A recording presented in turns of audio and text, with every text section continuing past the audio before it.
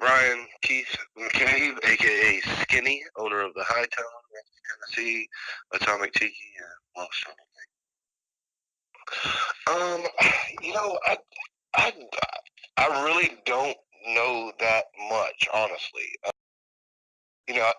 I know it started as kind of like a fellowship, kind of cooking competition, and then kind of spurred, and then people started, as everything gets bigger and bigger and bigger, and now it's actually like the worldwide stage for judging competition for barbecue.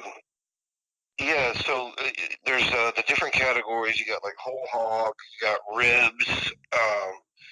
That's when you see like the R in front of the name, or those are mostly rib teams, and then like S132 on the tents, that'll be like your shoulder team, and then there's other subcategories too. They do like exotic, which one year we turned in some Wagyu beef, tenderloin wrapped in bacon. There's a seafood one where we did some blue crab one time, some deep fried blue crab down there. There's a mustard sauce, a vinegar based sauce. I feel like they keep adding categories every year, which is really crazy because you're trying to go for one thing, and but it's also within the prize money. If you win mustard sauce, you may win, $300 or $400 or something like that. You win whole hog, the grand prize. I can't remember how much it was, like 20 grand or something like that. There's teams that do this like as a job, not as like a hobby. I mean, they'll travel the whole entire circuit and just make a living off of cooking barbecue. It's crazy.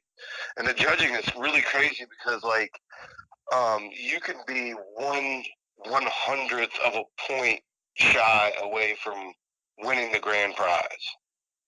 Like there's so many teams, there's so many categories, and everybody enters the same categories, but there's so many entries in the judges. Man, these people have to go through like training, weeks and weeks, background checks, and all kinds of stuff like that. It's a really big deal. They've been the team. I'm no longer on the team, just because of other obligations. I had to relieve my duties last year, but I was on the team for about 7 years. And I think they were around for another like 8 before me, so probably like 15 years total. Man, it's always cool to win a trophy, honestly, or like win some money, And I have a tight knit group of friends that were all into it, and then I don't know, we were sitting around drinking as we do, and they just kind of asked me if I wanted to be a part of it. And everybody has their like, most teams have their different guys. Like one guy knows he has a connection for the scaffolding, and then there's like we have a team doctor like on the team in case anybody slips and falls or burns or cuts or anything like that. Like there's a different walk of life and profession, so many different ones, about 40 people on the team. Like I have, I own bars, so I have connection with liquor reps and stuff like that, and can get us beer discounted and stuff like that. Well, so we have like practice cooks throughout the year, about every 3 months or so leading up to it. Had a storage unit. I'll just act like still on the team. We have a storage unit that houses all of our like lockers, team lockers, all of our accoutrements as far as lighting and the grill itself. There's a storage unit at one of the guys' shops, and we have practice cooks like leading up to it throughout the year at various different places, either be a guy's house or in front of the high tone, or and then we test out, recipes, and whoever thinks their rub for the ribs is going to be best, and somebody will make up a batch of sauce and just kind of test everything out throughout the year. We focus on ribs, but they've expanded in the last couple of years. Brought this cook in from I think it's Louisiana, who travels on that circuit, um, and he's been doing. I mean, he does everything from like just to feed the team and stuff to like chicken wings and smoked sausage and I mean, they'll cook anything you put in front of them. Yeah, it's kind of cool, but like there's so much work to be done that goes on throughout the entire week. You know, we're starting setting up on the Sunday before the festival even really kicks off on Thursday. You know, we're there for 4 days, basically building a restaurant, nightclub, bar out from scratch. You know what I mean? And making sure security protocols in place, and trying to make sure our guests that come in our tent are, you know, having a good time, and make sure we have enough water for everybody. Gatorade. It's a production. We won third place in ribs one year, which was crazy. Our main category, there's also a Miss Piggy Idol. I don't know if you've heard of this, but it's a song and dance portion, where like people just take classic songs and replace the words with, you know, barbecue or barbecue related stuff. And we won first place one year with the song called "My Ribbon Is My Ribbon a Box." It was pretty funny. We won first place, and then second, and then third, and then second, and then first, and it just keeps.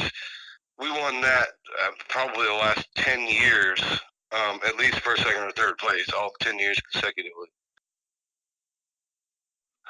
I most thing I like is like how people come in town for this, and you get to see people, you know, that you haven't seen in an entire year. They'll plan their whole year around it.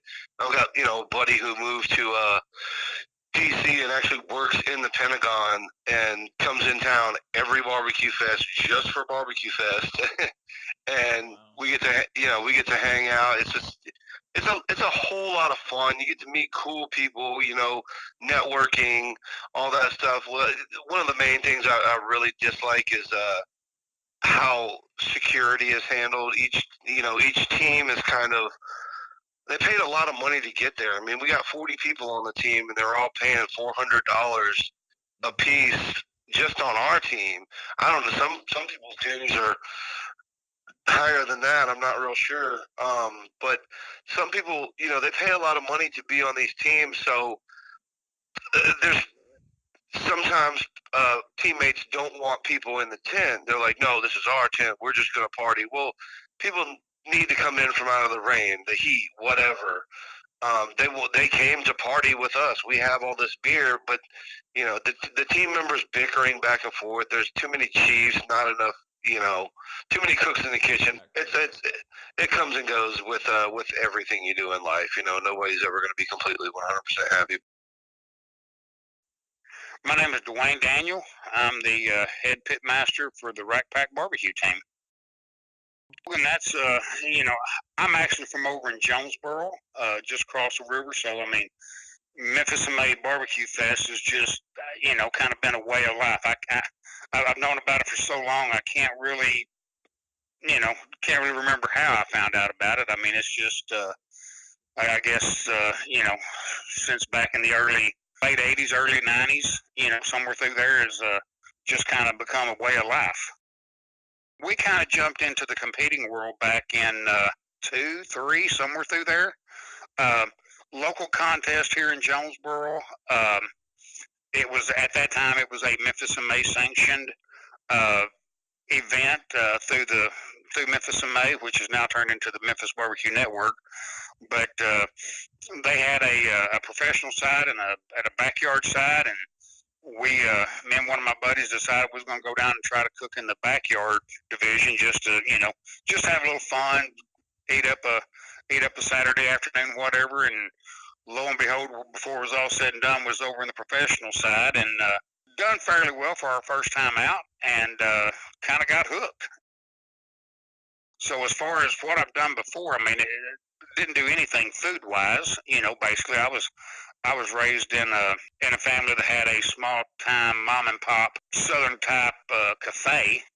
But as far as doing anything cooking wise, I mean, that was about it.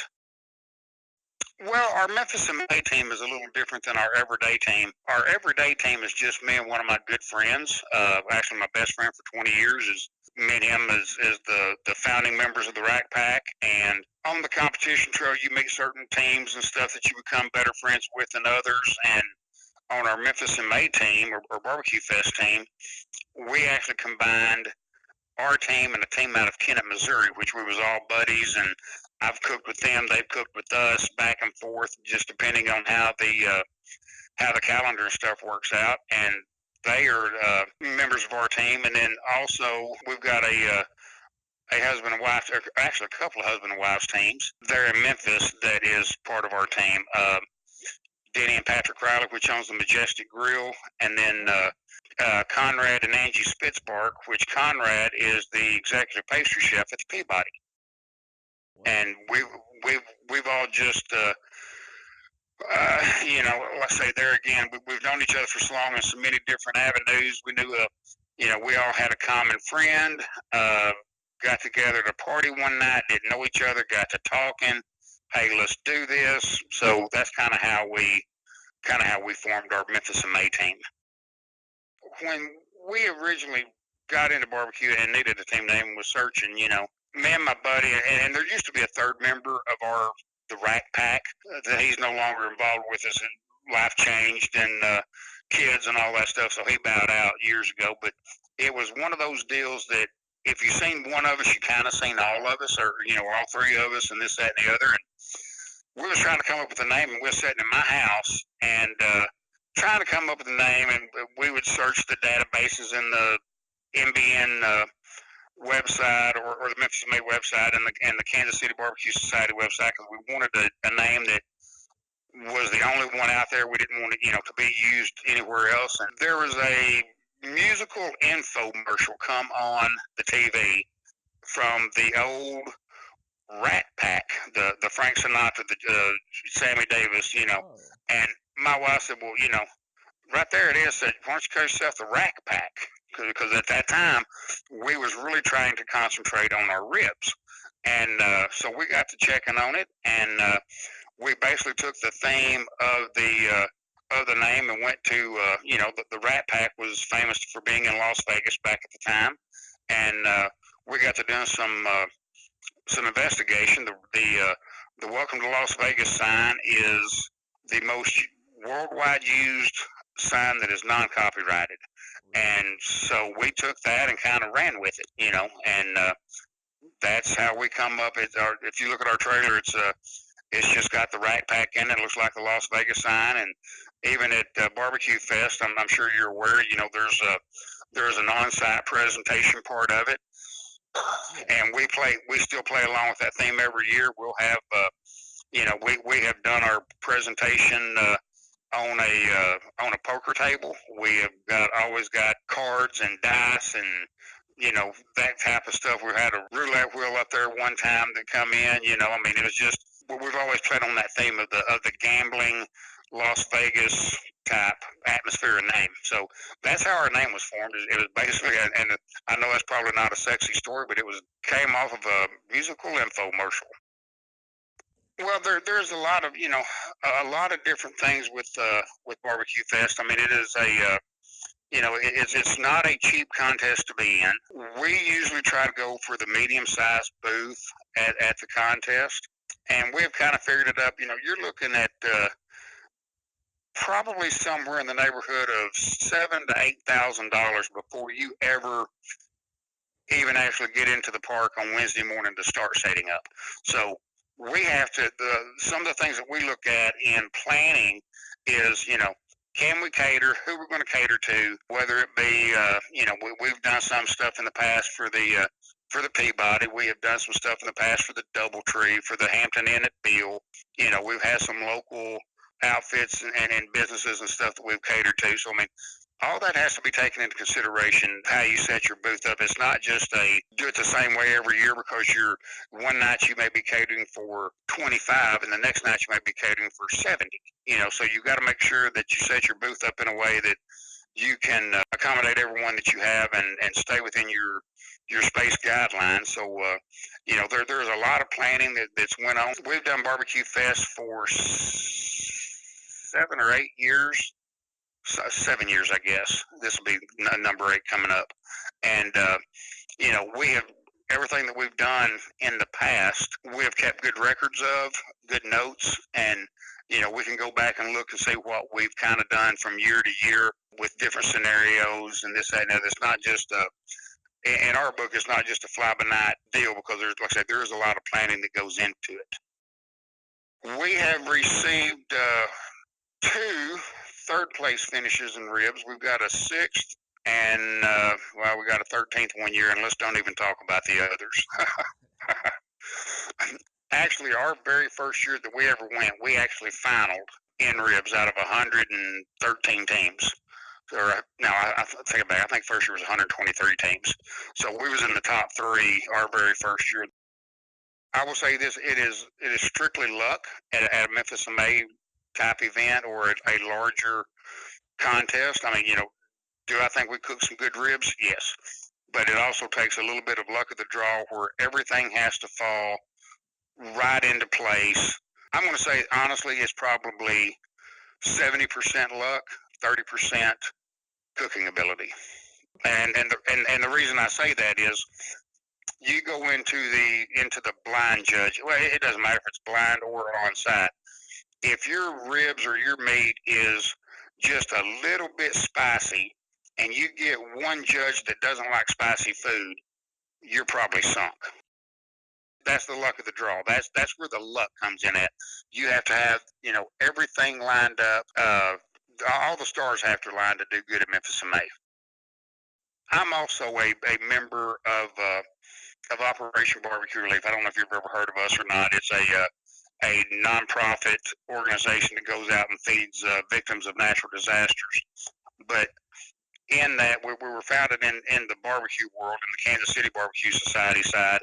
And I know so many people in barbecue that having a particularly defining moment is hard.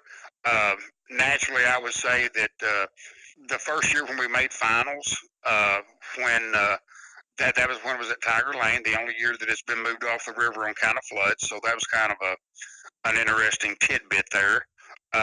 It seemed like that it was an extended wait time for the results and stuff to get out, and when they actually came by and told us we made finals, that was probably, I mean, as with anything, it was a real joy and a shock and this, that, and the other. So I mean, probably is my best memory and something that I will never forget. It'll probably be that time that little golf cart drove up in front of our booth and told us we made finals.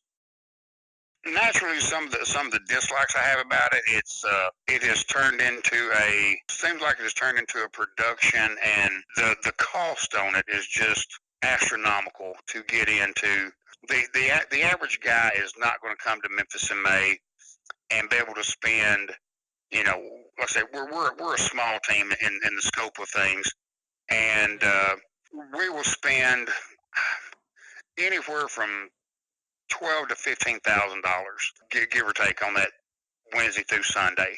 You've got a lot of large teams out there that's got a lot of sponsorships, company wise, and this, that, and the other. That's got the great big booths and this, that, and the other. And it's human nature for some of the judges to be in awe by that. Well, hey man, this guy's got a great big booth, and the Rack Pack down there just had this little bitty area, and this, that, and the other. These over here must be better. That's, like I say, that's part of the stuff that I don't like. Nothing that we can do about it. I think I think Memphis and May has tried to make it too commercialized. And one of the other things I don't like is that I don't think Barbecue Fest does a really well job nowadays of, and it's not really their fault. I mean, they decided years ago not to sanction any contest other than Barbecue Fest, and kind of let their other stuff go by the wayside a little bit.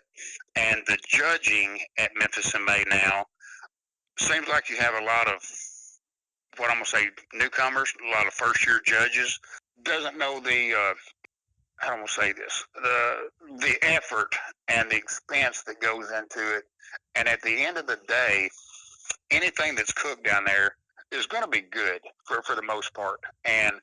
But at the end of the day, it's also barbecue. There's only so much you can do to barbecue, And I think they hype it up to where, it's going to be the best thing that you've ever put in your mouth. And unfortunately, it's not. And you come away with someone spending $15,000 and you get a score back that's, barely above average or average. And that is that's pretty disconcerting to some of the teams that look up and say, hey, I just spent $15,000 to have this guy or gal over here tell me that, that I'm average. And then that's just, like I say, that's part of Memphis in May or whatever, not doing any other contest. And they just try to fill the spots on the judges with any and everybody that they can get to come in. My name is Melissa Cookston, and I'm the head cook for Yazoo's Delta Q competition team. Well, I think anybody who lives in the South probably knows about Memphis in May simply because it's the World Championship. I believe my first year down there was 2008. Memphis in May was not a contest that I cooked in right away. I was competing in smaller contests before that, but Memphis in May is pretty expensive to compete in, and I don't have a big team. I just have a two-person team. So I've been competing for 21 years, but Memphis in May was just a little outside my reach of being able, there weren't sponsors all those years ago, so it was that's primarily, I think, why people had a lot of team members so they could all chip in, but for it to come out of one pocketbook, it was an expensive endeavor. So I wasn't able to afford to do that. For the first several years, we stuck pretty much to the tri-state area of Tennessee, Mississippi, Arkansas, down in the Delta a lot because that's where I'm from. My first competition was actually, I think, in Greenwood, Mississippi. But, there were a lot of contests in Mississippi and Tennessee. Well, in the smaller contests, you can compete in all three categories: shoulder, whole hog, and ribs. Memphis in May, you can only compete in one of the main meat categories, and I choose to cook whole hog there. I've won the whole hog category 5 times, and I've won the grand championship twice. Well, it's the world championship, so that's where you go to be the best of the best. As I competed more and started doing well, that's where you go to prove yourself and hopefully come out on top. I had to in the first few years of competing, I felt like I had to pay my dues. I had to cook some contests. I had to get some wins under my belt. It's a learning curve, and I was not able to compete in a lot of contests for those first few years. I had a full-time job, so there were years where I was only to compete in 1 or 2 contests a year. So it was a learning curve, and it was different back then. That was 20 plus years ago, so it was more of a hobby. As it progressed and I became more serious about it, I began doing more contests, getting my legs under me, so to speak. Then it became, a dream to cook Memphis in May to see what you could do. And I think that was more relevant back then as opposed to now. It was just a different time. People just didn't go cook Memphis in May back then. It was more of a, you cook your hometown contest. So it was just a different time. When I felt ready, then I entered Memphis in May. That's what I love about competing there. I started raising my own hogs to compete with. It's something that I wanted to do for myself to see if I could create the perfect hog for cooking whole hog because, commodity hogs are typically raised for shoulders and loins, for pork chops, things like that. So I wanted to breed a hog specifically for cooking the whole hog. And so that's a project that I've been working on for the last few years and have tweaked it every year. So I'm breeding for intramuscular fat as well as fat cap over certain muscles that I want to protect during the cooking process. And so, Memphis in May is really the only whole hog competition anymore. And so, I spend all year working with these hogs in the breeding and the lines that I use as well as the feeding just for this one competition. So, that's I spend 364 days a year just for that one day. So I have a lot of plans. Yeah, it's pretty neat, and I love my hogs. They're pretty special.